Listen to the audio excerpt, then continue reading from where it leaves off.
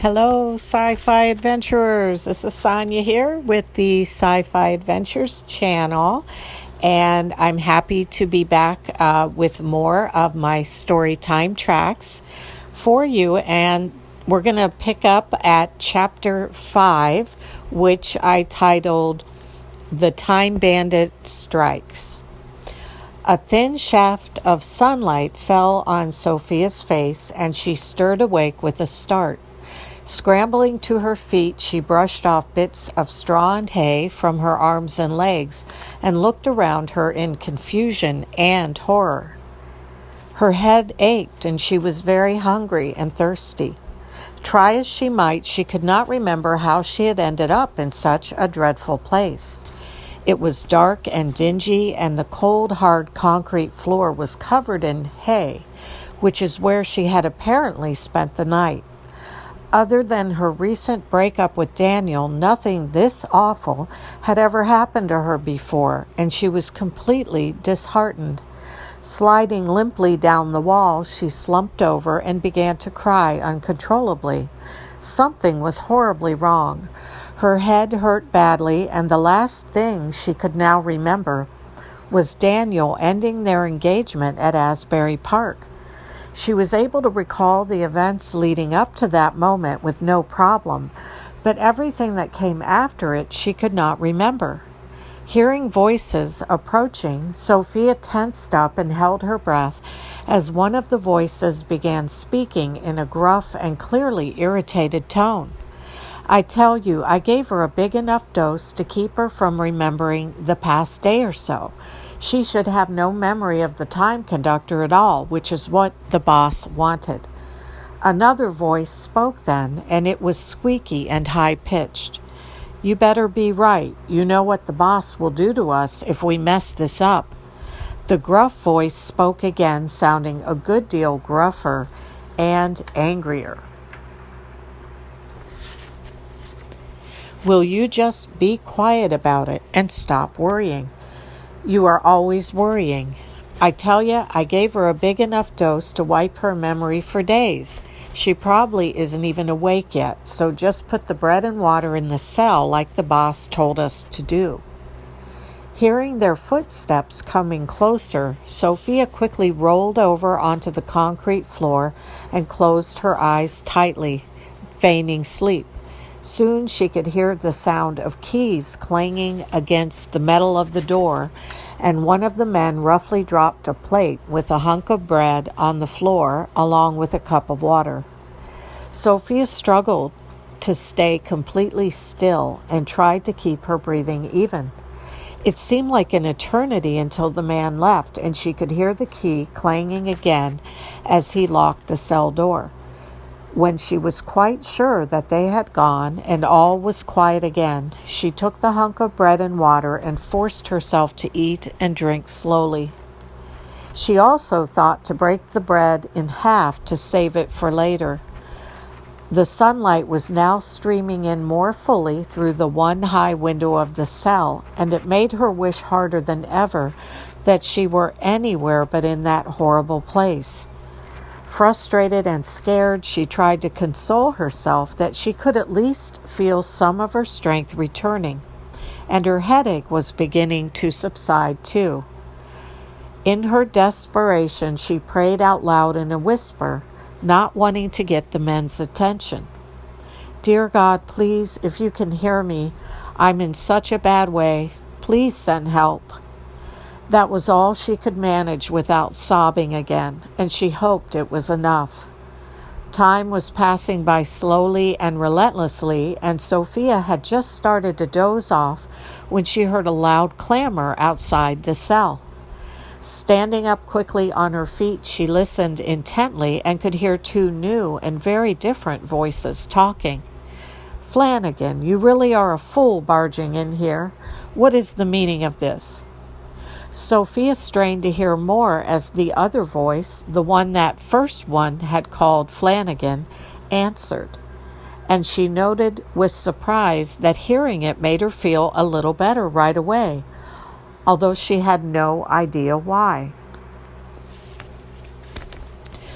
Spencer and I were right there when you showed up, but the intruder alarm did not go off this time, and you cut the lights too. Sophia sucked in a sharp breath of surprise. She must have been with this Flanagan and Spencer, whoever they are, before she was kidnapped. The voice that did not belong to Flanagan let out an awful shriek of laughter, and Sophia shuddered, quite certain it was the cruelest laugh she had ever heard in her life. The voice then dropped alarmingly in pitch and took on an edgier and more menacing tone. "Ha, I told you, Flanagan, you are going to lose. There is no way I'm going to release the girl or Daniel, so you have wasted the trip. I warned you that I would not be so lenient when next we met." The other voice of the one called Flanagan responded impressively in a deep and commanding tone. "What have you done to her? If you've harmed even a hair on her head—" The other awful voice was all but hissing now. "Or you will what, old man? You're no threat to me. I took her right under your nose. Remember that." The one who was Flanagan spoke again. "Yes, and about that, how did you do it?" Sophia was surprised at how much the hissing voice proceeded to reveal, until she realized that he was bragging and wanted the opportunity to boast of his accomplishment. "It was a trifle, Flanagan, a mere trifle. Simply a matter of cutting the power so that the intruder alarm would not sound, and you and the boy would not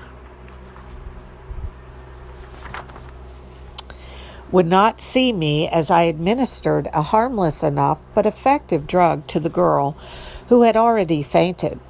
He snorted out a contemptuous laugh and continued, "That part was just a bit of good luck for me. It is a pity, though, that her drug-induced memory loss is only temporary."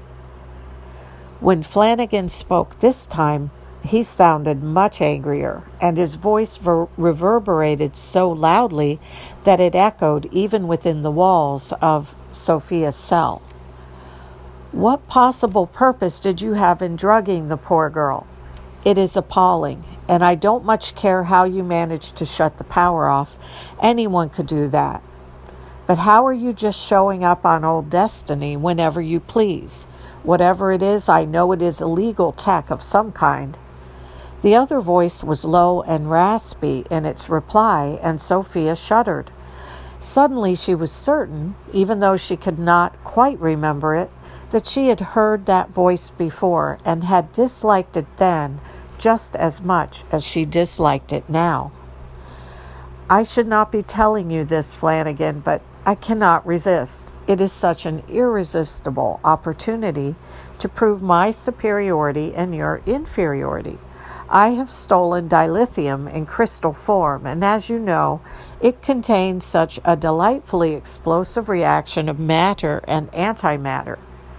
The voice that is Flanagan boomed out so loudly then that Sophia was tempted to cover her ears. "You mean to tell me that you're using an untested quantum entanglement device to teleport? And you call me the fool?"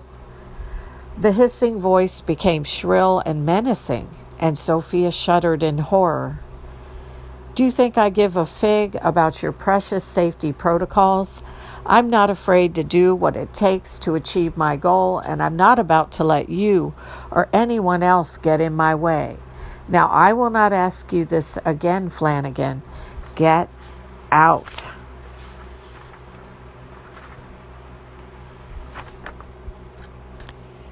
Sophia held her breath in the deafening silence that ensued, terrified and praying that whoever the horrible hissing voice belonged to would not open the door of the cell.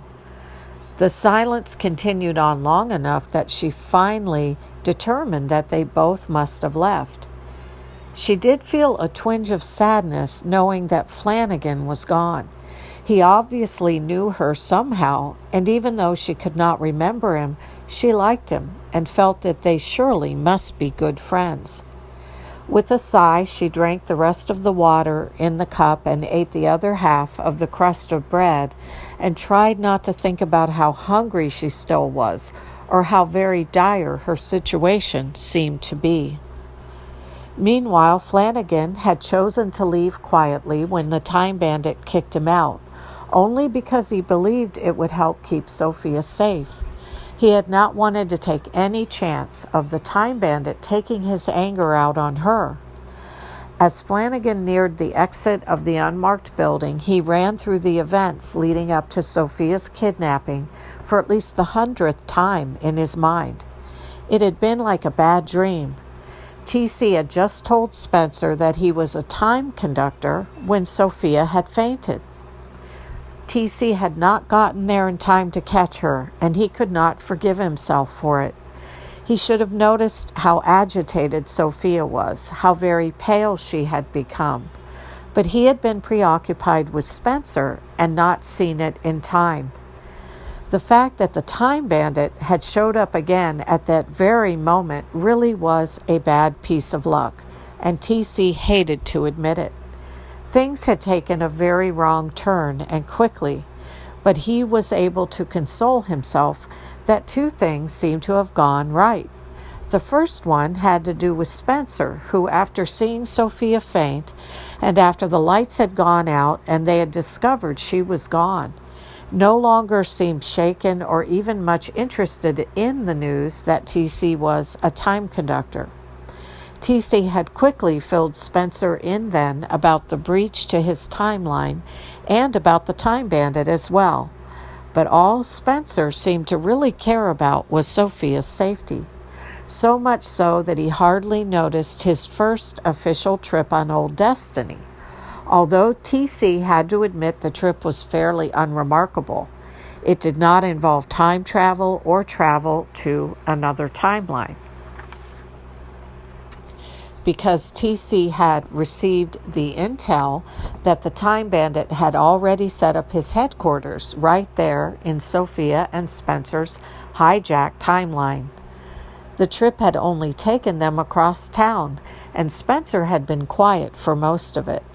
But when they did arrive at the Time Bandit's new secret headquarters on their timeline, Spencer had loudly insisted that TC bring him along when he paid the Time Bandit a visit.